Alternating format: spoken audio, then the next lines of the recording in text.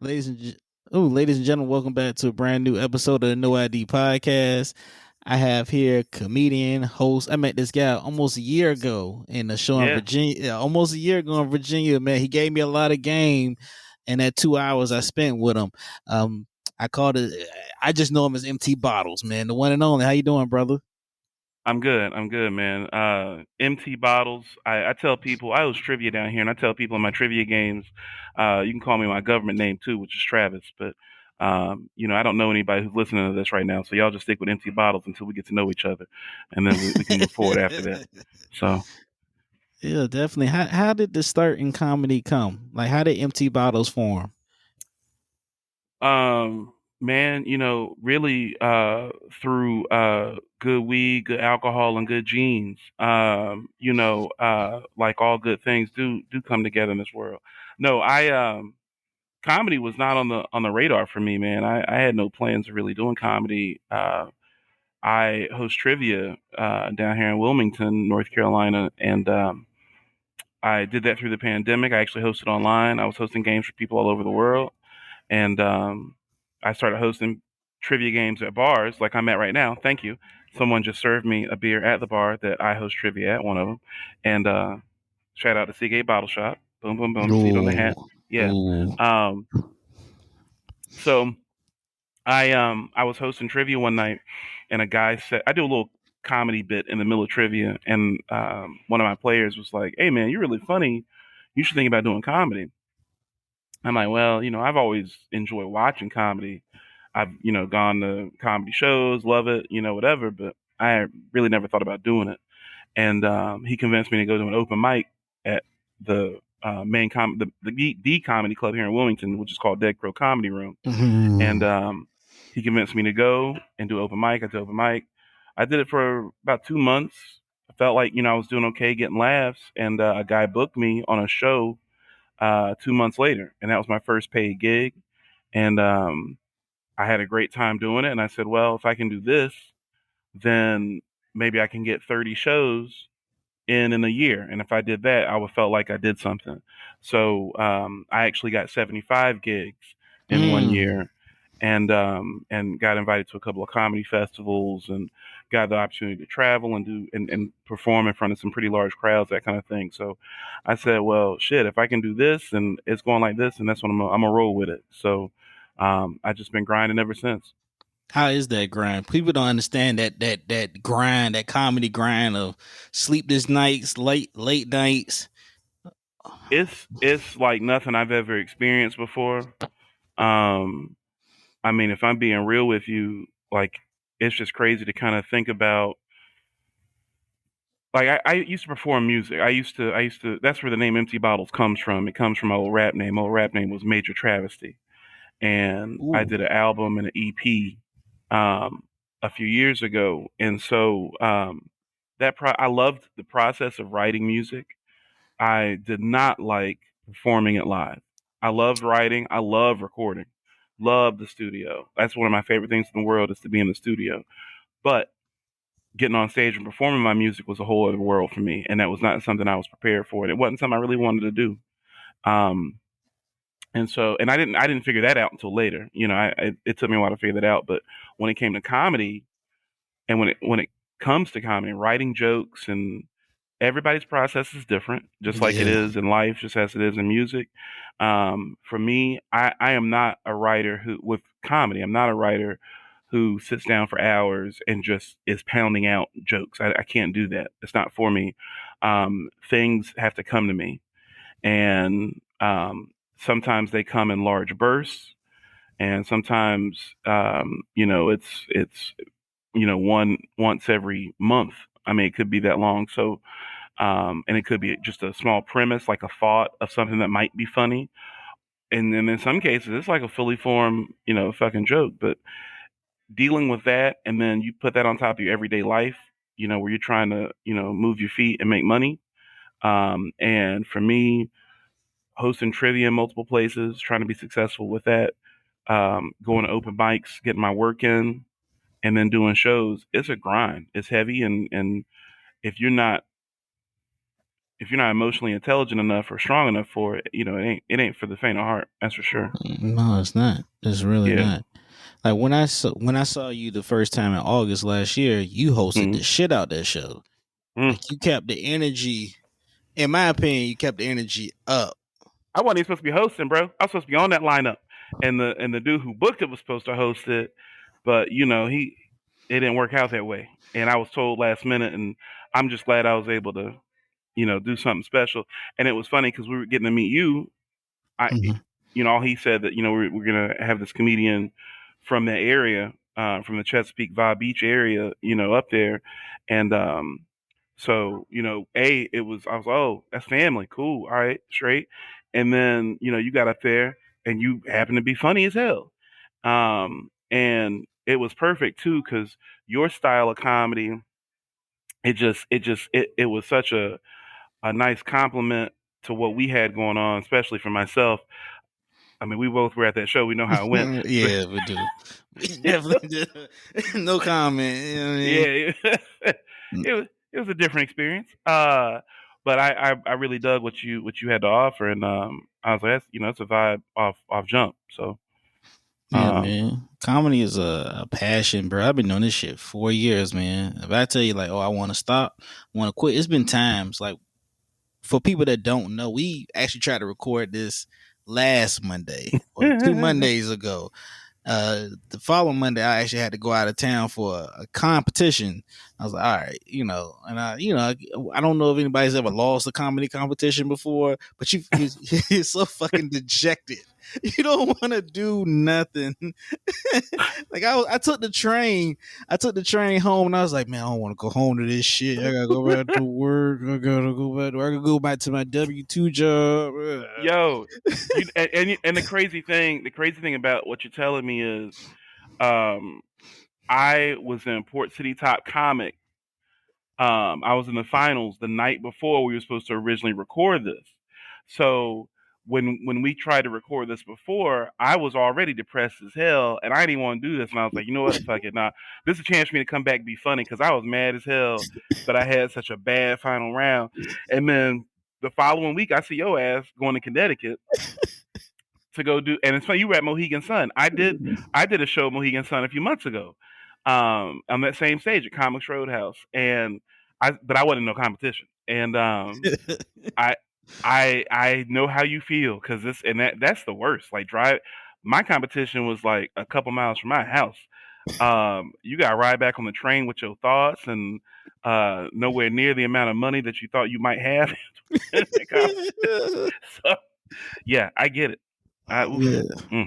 But Commerce Roadhouse was so dope, man, and Yeah, yeah, it's it cool. is It's a cool it's cool venue. dope. It's Yeah, like I walked around the resort, and I was like, man, I ain't spending no money up in here. right, right. And I think it was 92 comedians in this competition. I was one of 92, and the only one from VA. So I'm like, I gotta kill it. Well, I Yeah. get up there, bro. I thought I killed it. Then I played the shit back in my head. I played the video, but I said, damn, I missed a transition somewhere. Mm, I had lost mm. them. And then like at 9 o'clock, I was ejected. I was like, man, I'm going home, man. Fuck this shit, man. I ain't doing this no more. Fuck y'all, man. I was like, I don't want to do no podcast. Fuck this shit. Get on I get it. go back to the hotel, eat some chicken wings, and just and just staring at the wall. Like I was like, Sometimes that's how it go. ooh, yeah, man. Sometimes that's how it go. That's hard. That last round, that competition you did, was it Mhm. something that you feel like you missed, or was it just like you just didn't have the energy? I wasn't in the pocket. So it was two rounds of prelims, and if you do well at the prelims, you make it to the finals. And I killed my prelim set, like just murdered it. Knew I had it. And like I could see the look in everybody else's eyes, like, oh, we didn't know he was coming with that, and boom. So I knew that was good. But then when I got to the finals, there were a lot of things about that day. Like I was telling people, I was like, the devil was after me that day, no matter what. Um, my ex was late picking up my daughter. I actually had a paying gig before the finals, and I don't know if your listeners realize this or not. I don't know. Some of them might be in Alaska. It's hot as fuck down here right now. Okay, so It's hot as hell, and because it is so warm, my black ass is out there not drinking enough water, not eating, already frustrated with my ex, and trying to do this show, thinking I'm doing a smart thing, like, oh, I'm gonna get some stage time before I do the finals. This is great, I'm gonna be able to do my set and be ready to rock when the finals come. Nah, homie, um, I'm wearing myself out, treating myself poorly. So by the time I do get to the show and ready to do my thing, I'm all over the map and psyching myself out, and I end up getting to go last out of 12, which is great. Like, oh, I get the prime spot. Like, I'm gonna be the last thing that people see. But that also means I'm sitting there, drinking my whiskey, dehydrate myself further, and then not focusing on just being me. So it was it's a crazy thing. I got in there and I got on stage. The dude before me got eliminated. Like he went over like right in that moment. So I'm watching that. I felt horrible for him. Like that ripped my heart out for him. And so then I got to go on stage with that in my head the whole nine. Hmm. But the point is, I was not good enough that night. There was a funnier dude. The guy who won he crushed it that night. He was absolutely hilarious. So it just wasn't my night. But in the Yeah, moment, it's like, fuck all that, fuck that, fuck that content, fuck that dude. But it is what it is. I get past it. I know it, man. And the crazy thing is the previous month I was in a competition right here in Virginia Hmm. and I didn't place. It was one out of 64 comedians and they came from like DC, Maryland. They was in the 757, 804, everything. And Okay. then I performed on the Sunday. I was like, I went first. Hmm. I'm like, fuck, I hate going Mm. first. Yeah. Ooh, I hate going Yeah. first. And they did no Yep. warm up, no nothing. They just told me, hey, Rome Davis. I was like, what the fuck? You know what I mean? I'm trying to just do a lot of crowd. I'm trying to do some crowd work, interacting. I'm Yeah. like, I gotta wake the people up. Nope. But crazy thing is, like, probably 3 days after I performed, they closed their comedy club down. That's what they get. That's what they get. Y'all ain't gonna Bastards. take care of my boy. Fuck them. Yeah. Fuck them, man. I liked it. Who was some of your like comedians that you watched or inspired you as you come along this comedy grind? So I grew up watching. I grew up watching a whole bunch of different types of people because my father stole cable. So we so I had I had the ability at an early age to watch a lot of different types of comedy because my television went up to channel 65. So I got to see. I used to watch A&E, Arts and Entertainment. The Hmm. channel. Um, I used to watch that on Friday nights, Saturday nights, late night, and um, like evenings at the Improv would be on. Evening at the Improv it'd be on, and like show from Caroline's in New York City and New York Comedy Club, all these different like premier comedy clubs from the city were on television I could watch. So I used to see Rita Rudner, Paula Poundstone, Arsenio Hall, um, Eddie Murphy. Eddie Murphy's like, he at that point raw and delirious. That's what you want to see. Those are the people that I love. Stephen Wright. Now that I'm in comedy, Stephen Wright and Don Rickles are two of the people that really, and Richard Pryor. All three Ooh. of them are kind of who I pattern my comedy after now. Like those are my major influences as to how I get on stage, how I interact with the crowd, how I write. That's where a lot of that comes from. Those are my top three for me personally. Facts. I haven't heard a lot of Don Rickles, Eddie Murphy. And the people don't realize this shit. How iconic Delirious and Raw are. He's only released two specials. Yeah, That's it. And he released them yeah, before he was like 23. Like yeah, Raw was when he was 19. yeah, So that whole like we still talking about it like because the jokes have never are just gonna never die. yeah. He's unreleased too. Richard Pryor's had I think 5 or 6. You got And think of all the people who've been in trouble, who've been canceled, who have had all kinds of different issues, and who because of their content or because of what they said on stage in the past few years, let alone 40 years ago. Facts. You know what I'm saying? And those things still stand the test of time. It's incredible. That's big facts. Because Richard Pryor's first special, Lav and Smoke. I think that's what it's called. Whatever it's called. You Now got you got me curious. if you watch it, you be like, damn, he gonna get canceled. But hey man, it shit stood the test of time. Well, and the Richard Pryor show, I mean, it's so, Ooh, you know what I'm saying? Like it's 4 episodes, and the things they're doing on that show, um, were way ahead of their time, yeah, way ahead of their time. And then the other part to that is it's so interesting to have seen those episodes, and then the automatic correlation between that and Chappelle's show, yeah, and what kind of drove Dave to saying he couldn't do that show no more. So similar. It's uncanny, but it just shows you, um, you know, where we are compared to back then as a society, and then also it shows where comedy comes from, like where if it's done well, if it's done right, it will stand up against anything, any kind of scrutiny, and it'll stand up against all of that. And that's a lot of people cannot claim that in this business. nope, nope. Mm-mm. Have you ever seen any comedians like? Because I experienced this like probably a couple of months after I met you. Comedian tells me up and down like I'm gonna kill it. I'm gonna do this. I'm gonna do that. Mm-hmm. Gets up there, bombs, quits Mm-hmm. comedy. Have you seen anybody? Have you ever experienced that yet? Yeah. I've seen some people. Well, it's interesting. Since I've been doing comedy, so I've been getting up on stage. I've seen a lot of people at open mics who were either just starting or about to start or whatever the case may be. I saw a lot of people who had been doing comedy for years and they weren't getting that run. They were not getting paid gigs and whatever, and they just said, you know what, I'm just not funny enough. Um, I have also seen a lot of cases where they weren't getting up and they were not funny, but they blamed it on other factors. They blame it on other people or whatever the case may be. Um, and and that part is sad to me because um, this business is so tough. And to also realize that we're at such a you and I are doing this podcast right now. Neither one of us have any writing credits on television. Nope. Um, we have not performed on Fallon or anything like that.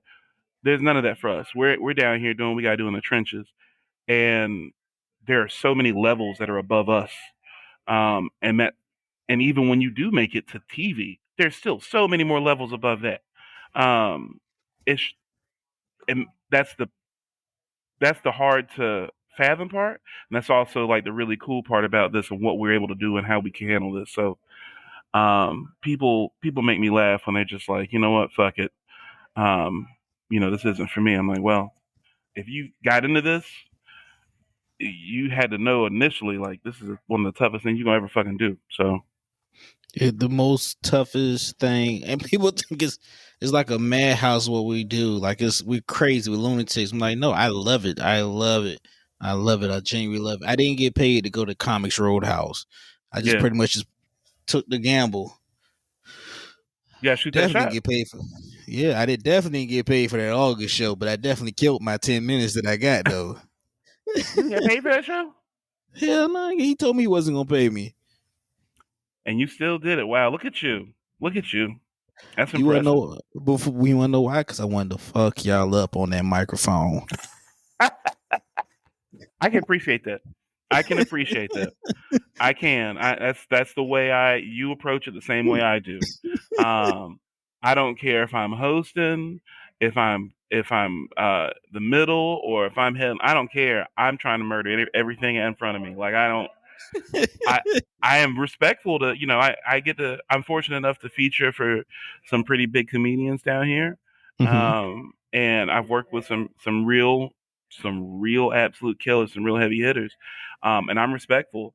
But I am not holding back when I get on stage. Like I am gonna try. I want that crowd to be hurting. I want their stomachs just be in pain by the time whoever comes up after me because that's what that's who I am. So I can appreciate that. I like that, Rome.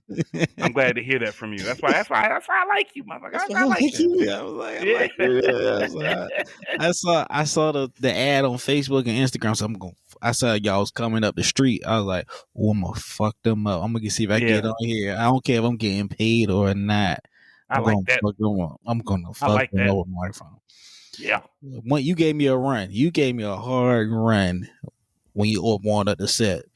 I ain't gonna say the other two. I know I killed them, but we ain't gonna speak on Listen, just imagine I wasn't even supposed to be my role. So I really wish it had been the other way around. So, that. whew.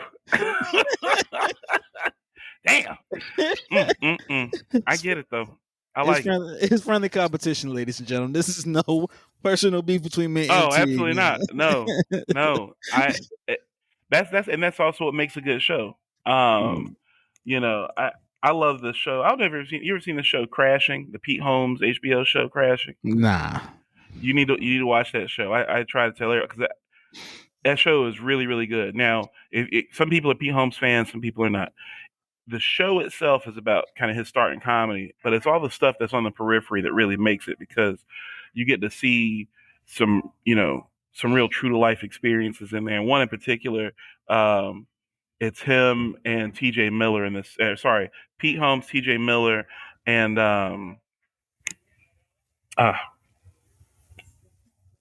cocaine nose, uh, crazy.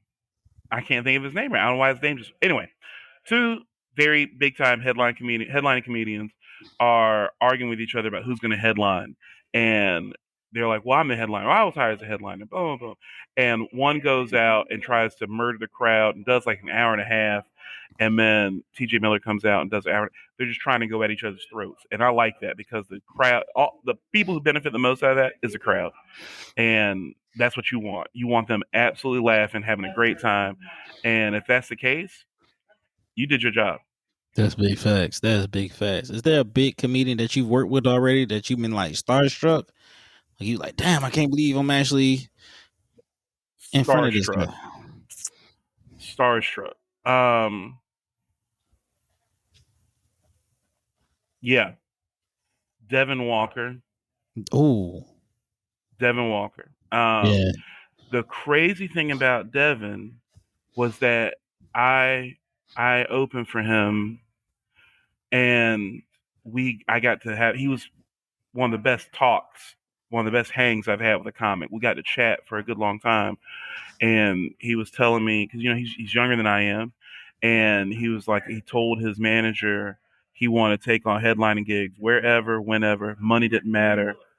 He would pay his own way. He just wanted to get the time in, and I thought that was so interesting. I was like, good for you, man, that you're even in a position to be able to do that.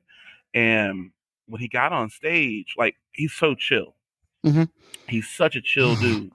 He gets on stage, and it was like his first 7, 8 minutes or so. It's like jazz. It's like just jazz improvisation. Just he's fast, he's slow, he's punching at the crowd. Every word, every syllable is it's audible. There's no you're not he's not dropping any words or lines. Each statement it means something. It's full of something, and normally a punchline. And it was amazing. And I had never seen that before. And I've seen a lot. I watched a lot of fucking comedy. I had never seen that before. Mhm. The crazy thing about that was it was like just a couple weeks later he got announced as a new cast member on SNL, and I'm like that, and that's why he was on that grind like that. He was trying to prepare himself for something big, and he nailed it. He got in and has been had a great first season. He was really cool, and and he's still a cool guy. We still get to talk from time to time and through DM, and he's just so humble and a good dude. Him and Caitlin Palufo. Caitlin Palufo is Yeah. a fucking monster. She, it's incredible. She gets on stage and just energy and realness. I mean, just murders. I Crowd pops every like 5 seconds. Just big roars from the crowd over and over and over and over again. People coming out makeup messed up because they're crying because they've been laughing so hard. Like that's incredible. That's real. Yeah, that is Yeah. real. I had DL Hughley back in Oh, December. I know that was incredible. It was, yeah, it was very nerve wracking because I went to the early show. And he Hmm. was doing crowd work, and he's like, "Well, he came to my table. What do you do for a living? I'm a comedian." And one of his openers, Bodacious, who's from Hmm. Virginia, actually canceled on him, couldn't do it the second show. So he said, "Can you come do my second show?" I said, "Yeah, no problem." He said, "I'm not going to pay you." I said, "I don't want to get fucking paid. Yeah. Like, I want to just be able to perform in front of you." Yeah. Yeah. Bro, let me tell you, I was like, all right, cool. Sold out show. I'm in front of the king, original king of comedy. I'm in a Yeah. Yeah. nightclub that it got a lot of politics into it. They won't let you get in there, bitch. I'm And with I you. just, and I blacked the fuck out of it. I was supposed to do 5 minutes as a guest spot. I did 15. I blacked the hell out. And I got a standing ovation afterwards. And I didn't realize I had did 15 minutes until like the guy that was running the light, he was like, "It doesn't matter, it's DL's time, but you did 15 minutes."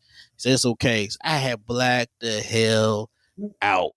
And Wow. after the show, all these people said, "You're so good, you're so good." I'm like, yeah, Yeah. Yeah. I was like, all right, cool. But like after when I was meeting DL, like I ain't gonna lie, I peed on myself a little bit when I met that man.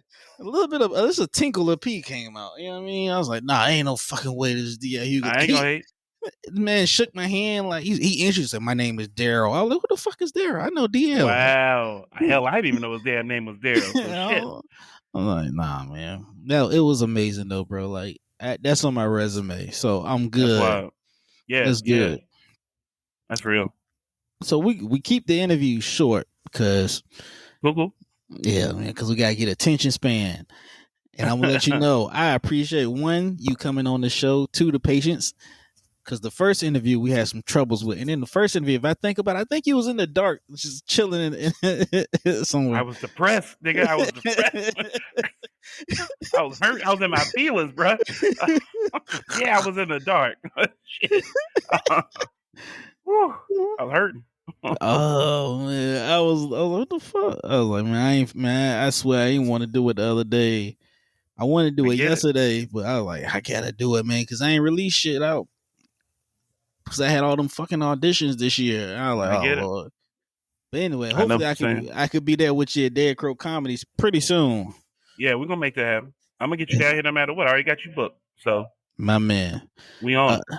so before we sign off or do anything out there, what advice do you have to any of the comedians that's actually starting off or coming up into the comedy game? Um, don't be afraid of who you are. Don't be afraid to find out who you are. That's the biggest lesson I could ever give somebody, or the biggest piece of advice. Don't be afraid to find out who you are. It's on the microphone, on stage. Be okay with it. Being something you didn't expect or someone you didn't expect. Be okay with that because your realest self, people are gonna see it one way or another. And put it out there on stage and be okay with it. And once you're okay with it, and you can magnify it and blast it out there, and people are gonna love you for that. That's big facts. My only advice to anybody that's trying to get in comedy, always write. You have to consistently write. If Yeah. it's a fucking bullet point, come back to it later on. Yeah. But fucking write. Never stop writing. You got it's something in there, and the more you perform, the more comfortable you get. And fuck the Yep. politics. Exactly. Most definitely. So we're gonna let it sign off. This is my man MT Bottles. Where can they Yes, follow sir. you at if they want to see any of your work or anything like that? Yeah. Yeah. Yeah. I'm a new school cat. No cap. I you can get my link tree. Go on Linktree and find all my links on there, but specifically emptybottlescomedy.com. That's my website. I'm on Instagram, MT Bottles Comedy, and remember, it's the letter M and the letter T. Them bottles, all right. MT Bottles. It's not Mount Bottles. You don't pronounce it like that unless you are planning on mounting me and riding me at some point. Maybe climbing my ladder later on. That's a whole other thing. But yeah, it's MT Bottles Comedy. That's on Instagram. That's on Facebook, and TikTok. I'm on TikTok as well. So come check me out. Drop me a line and book me on any of those. So holla at me. Holla at him. Holla at this man. Make sure you hit the links down in the bio. No ID Media TV on Instagram and Facebook. Comedian Room on Instagram and Twitter. No ID Media TV on YouTube. Like, share, comment, subscribe. These are raw interviews, people. These are unedited, unscripted interviews. This is the nitty gritty of journalism. Maybe one day I'll edit, but no, I will not. But That's support my real. man MT Bottles. That's capital M, capital T Bottles. Support my Damn man right. out there, man, because he's out there killing the game. We talking about 75 shows on the calendar year. Fuck out of Right. here. Some of us can't even get 3 shows on the calendar year, but this man is out there killing and putting up content. And like I said, he done dropped some jewels on me the first time I met him, and dropped some jewels on me now in this interview. So I I appreciate that. appreciate you, brother. All Appreciate you, right. homie. No doubt. Yeah. All right.